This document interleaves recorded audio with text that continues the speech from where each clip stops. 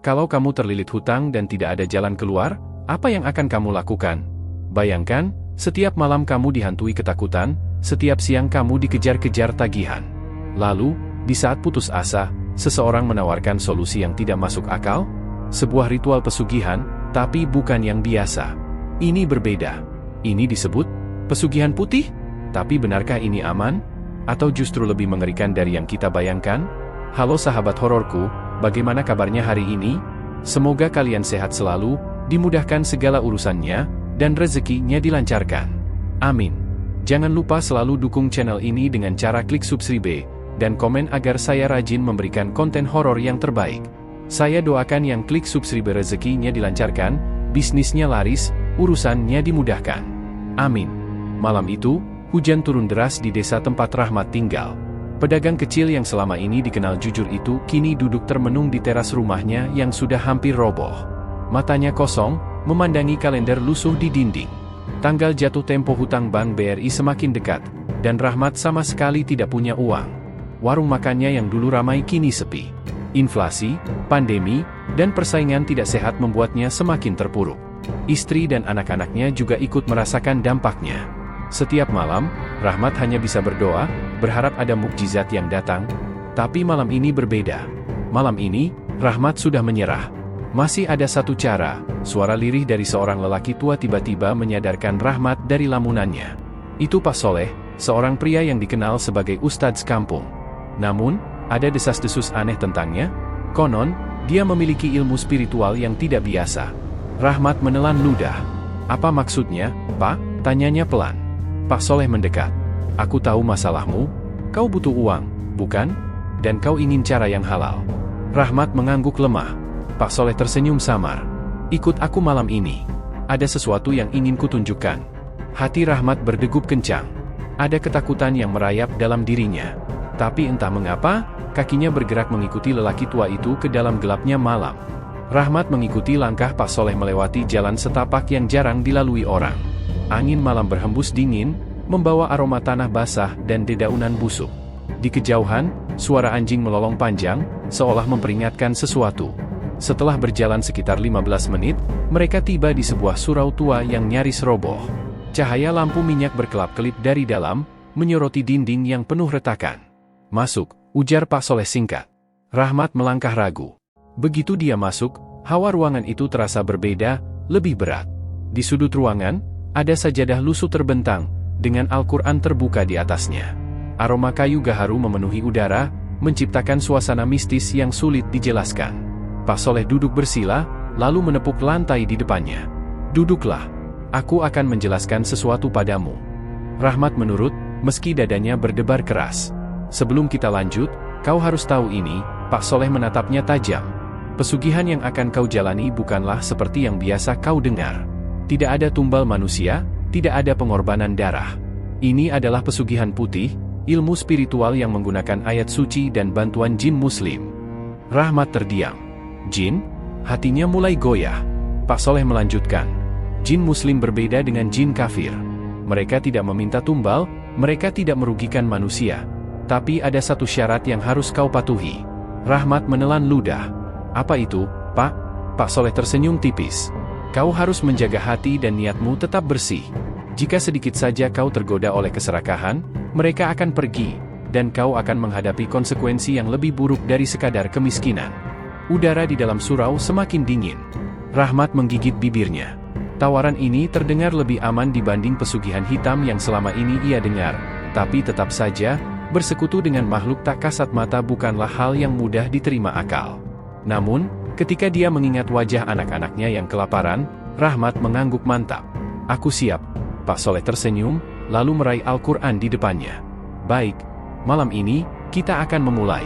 Bacalah surat Al-Ikhlas sebanyak 313 kali. Rahmat menarik napas dalam. Dengan tangan gemetar, ia mulai melantunkan ayat suci itu. 1 kali, 2 kali, 10 kali. Saat mencapai hitungan ke-99, hawa di ruangan itu berubah drastis. Seolah-olah ada sesuatu yang baru saja masuk ke dalam surau.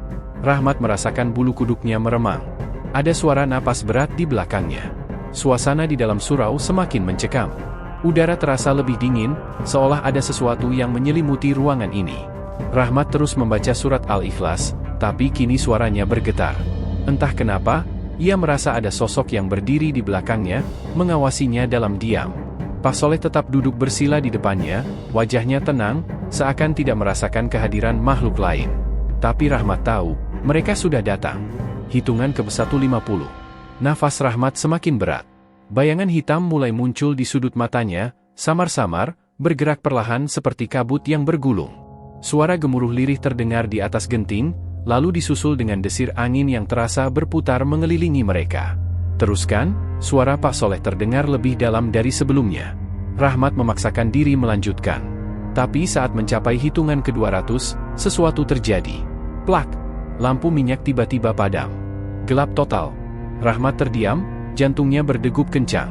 Di kegelapan itu, ia bisa mendengar suara langkah kaki, tapi bukan langkah biasa. Seperti suara sesuatu yang besar dan berkuku tajam. Lalu, sebuah suara menggema di dalam surau. "Assalamualaikum." Suara itu berat, dalam, namun anehnya terdengar tenang. Seperti suara yang sudah ada sejak ribuan tahun lalu. Rahmat menahan napas. Lututnya melemas. Ia ingin lari, tapi tubuhnya seakan terkunci. Pak Soleh akhirnya bersuara. "Waalaikumsalam.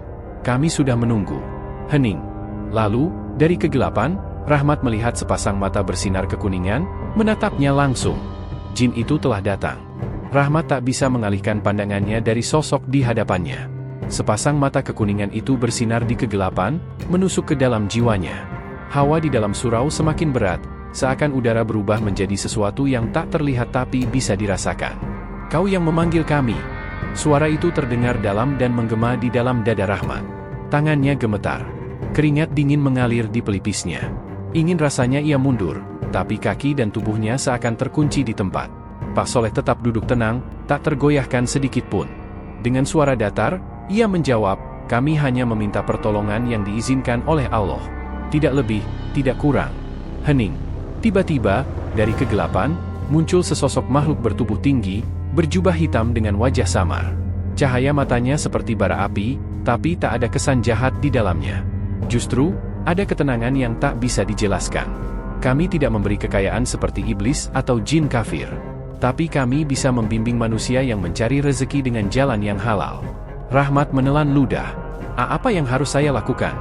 Suaranya terdengar bergetar. Jin itu melangkah maju, meskipun tidak terdengar suara kakinya menyentuh lantai. Lalu ia menjawab, "Kau harus bersumpah di hadapan Allah, bahwa kau tidak akan tamak, tidak akan menipu, dan akan menggunakan berkah ini untuk kebaikan. Jika kau melanggar, kami akan pergi, dan kau akan kehilangan lebih dari yang bisa kau bayangkan." Dada Rahmat berdebar keras. Ia sadar ini bukan sekadar ritual biasa. Ini adalah ujian iman. Pak Soleh menatapnya tajam. "Rahmat, ini saatnya kau memutuskan. Jika kau menyanggupi, kau akan mendapatkan petunjuk. Tapi jika ragu, lebih baik kita hentikan sampai di sini." Rahmat mengingat keluarganya, wajah istrinya yang lelah, anak-anaknya yang tidur dalam kelaparan. Air matanya hampir jatuh. Akhirnya, ia mengangguk. "Aku bersumpah di hadapan Allah, aku akan menjaga amanah ini." Jin itu mengangkat tangannya. Sejuk. Tidak seperti hawa panas yang biasanya dikaitkan dengan makhluk gaib, tapi sebaliknya, terasa seperti angin lembut yang menyelimuti tubuhnya. "Mulai sekarang, rezekimu akan mengalir, dengan cara yang tidak kau duga. Tapi ingat, satu kesalahan, dan semuanya berakhir." Tiba-tiba, lampu minyak menyala kembali. Jin itu menghilang, meninggalkan keheningan di dalam surau. Rahmat masih duduk terdiam. Tapi ada sesuatu yang berbeda, dadanya terasa lebih ringan. Sejak malam itu, hidup Rahmat perlahan mulai berubah. Awalnya, ia tidak menyadari apa yang terjadi. Keesokan harinya, ia kembali membuka warungnya dengan perasaan was-was. Apakah ritual itu benar-benar bekerja? Ataukah semua hanya perasaannya saja? Namun, sesuatu yang aneh mulai terjadi. Pagi itu, sebelum Rahmat sempat menggelar dagangannya, seorang pria datang tergesa-gesa. Wajahnya tampak panik. "Bang Rahmat, saya butuh banyak sembako untuk acara syukuran malam ini. Bisa siapkan sekarang?" Rahmat mengerjap bingung. "Berapa banyak, Pak?" Pria itu menyebut angka yang mustahil. Jumlahnya jauh lebih besar dari stok yang ia miliki. Rahmat hampir menolak, tapi tiba-tiba teringat pesan jin itu, "Rezekimu akan mengalir dengan cara yang tidak kau duga." Ia menelan ludah. "Beri saya waktu sebentar, Pak. Rahmat bergegas mengecek gudangnya. Yang membuatnya merinding, stok barangnya ternyata lebih banyak dari yang ia ingat. Biasanya, dengan modal pas-pasan, ia hanya bisa menyetok dalam jumlah kecil. Tapi entah bagaimana, pagi itu barangnya terasa cukup. Tanpa pikir panjang, ia segera mengemas pesanan itu. Setelah transaksi selesai, Rahmat memandangi uang dalam genggamannya. Jumlahnya cukup untuk melunasi cicilan bulan ini, bahkan lebih. Namun, keanehan tidak berhenti di situ. Siang harinya, seorang ibu datang ke warungnya. "Mas Rahmat, saya dengar dari tetangga, dagangan di sini murah dan berkualitas. Saya mau langganan." "Ya." Rahmat terkejut. Setahu dia, tidak ada yang pernah membicarakan warungnya seperti itu. Sejak saat itu, pelanggan mulai berdatangan. Ada saja orang yang tiba-tiba tertarik membeli dalam jumlah besar. Seolah warung kecilnya menjadi magnet rezeki. Rahmat merasa senang, tapi di dalam hatinya, ia juga mulai bertanya-tanya. Apakah ini benar-benar berkah dari Allah melalui jin muslim itu? Atau ada sesuatu yang lebih besar yang sedang menunggu di balik semua ini? Malam harinya, saat ia menghitung keuntungan yang tak pernah ia bayangkan sebelumnya, suara lirih terdengar di sudut ruangan. "Jangan lupa sumpahmu, Rahmat." Jantungnya berdegup kencang. Ia menoleh ke arah suara, tapi tidak ada siapa-siapa. Malam itu, Rahmat tak bisa tidur. Ia hanya duduk di ruang tengah, menatap uang hasil dagangan hari ini. Jumlahnya lebih besar dari yang pernah ia bayangkan. Tapi ada sesuatu yang mengganjal di hatinya. Suara itu, "Jangan lupa sumpahmu, Rahmat." Ia yakin mendengarnya. Tapi siapa yang berbicara? Jin itu? Atau hanya pikirannya sendiri? Angin malam berhembus dari celah jendela. Rumahnya terasa lebih dingin dari biasanya. Di luar, suasana kampung sudah sepi. Lampu jalan berkelip-kelip seperti kehabisan daya. Rahmat menghela napas. "Mungkin aku cuma terlalu lelah." Ia bangkit untuk masuk ke kamar.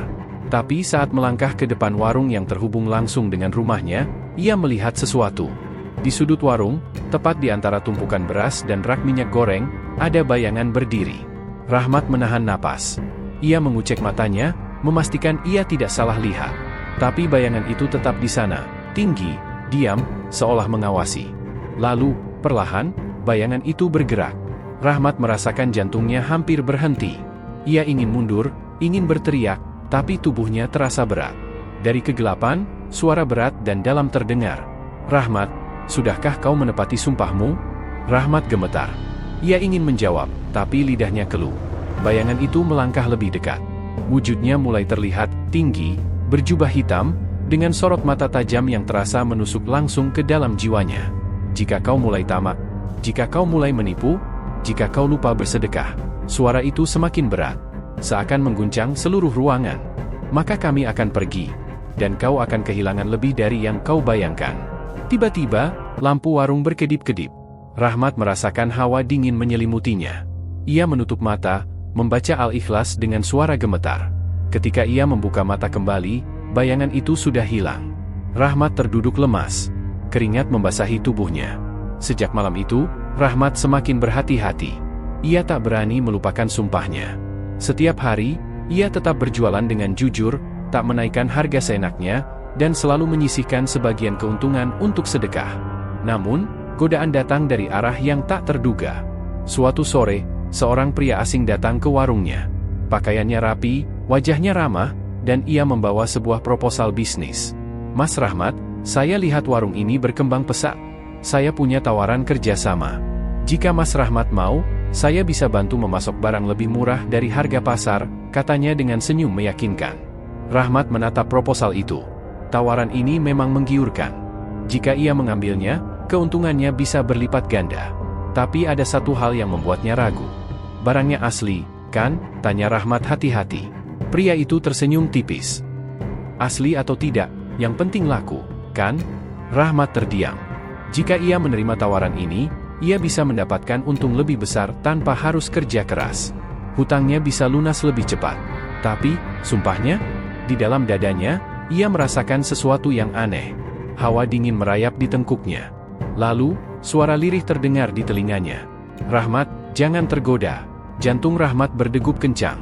Ia langsung ingat peringatan dari jin muslim itu. Jika ia serakah, jika ia mulai berbuat curang, maka semua ini akan hilang.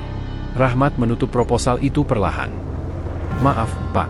Saya tidak bisa menerima tawaran ini. Pria itu mendesah, lalu berdiri. Wajahnya yang tadi ramah berubah dingin. Yakin, Mas? Jangan sampai menyesal nanti. Rahmat menelan ludah. Tapi ia tetap teguh pada pendiriannya. Setelah pria itu pergi, angin berhembus masuk ke dalam warung, membuat beberapa barang berjatuhan dari rak. Dan di sela-sela suara angin, Rahmat kembali mendengar suara itu. Kau telah memilih jalan yang benar, tapi ujian belum selesai. Rahmat merasakan bulu kuduknya meremang. Malam itu, Rahmat duduk di ruang tengah dengan hati yang masih berdebar. Ia tahu ujian ini belum selesai. Ada sesuatu yang menunggu di ujung perjalanan ini. Tiba-tiba, angin bertiup kencang dari arah jendela. Lampu berkedip-kedip sebelum akhirnya padam total. Rahmat menelan ludah. Dalam kegelapan, ia merasakan hawa dingin menyelimutinya. Lalu, terdengar suara langkah kaki. Tep, tep, tep. Suara itu mendekat. Jantung Rahmat hampir berhenti saat melihat sosok itu kembali muncul di sudut warungnya. Bayangan tinggi berjubah hitam. Rahmat, kau telah menolak godaan. Tapi ujianmu belum selesai. Suaranya bergema, mengguncang seluruh ruangan. Ada satu hal yang harus kau buktikan. Apakah kau benar-benar ikhlas? Rahmat menelan ludah. Apa maksudmu?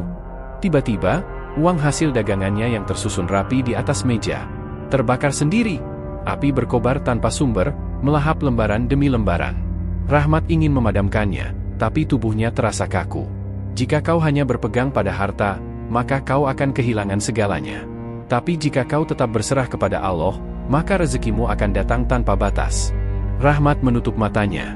Ia mengingat segalanya, utang yang membuatnya putus asa, ritual pesugihan putih yang ia jalani, peringatan jin muslim, godaan untuk berbuat curang. Sekarang, semua diuji dalam satu hal, keikhlasan. Rahmat menarik napas dalam. Lalu, dalam hati ia berkata, "Ya Allah, jika ini ujian MU, aku rela kehilangan semua, asalkan kau tidak meninggalkanku." Sekejap, api itu padam.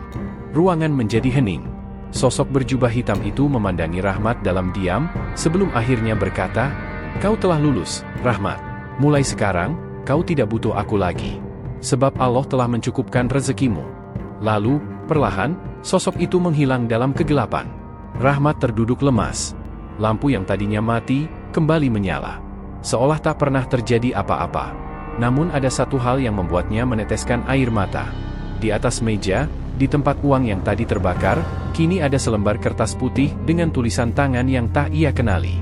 Barang siapa bertakwa kepada Allah, niscaya Dia akan memberinya jalan keluar. Dan memberinya rezeki dari arah yang tidak disangka-sangka. Quran Surat At-Talaq 23. Rahmat menangis terseduh-seduh. Ia sadar, semua ini bukan tentang pesugihan. Ini tentang keimanan. Dan akhirnya, ia telah memilih jalan yang benar.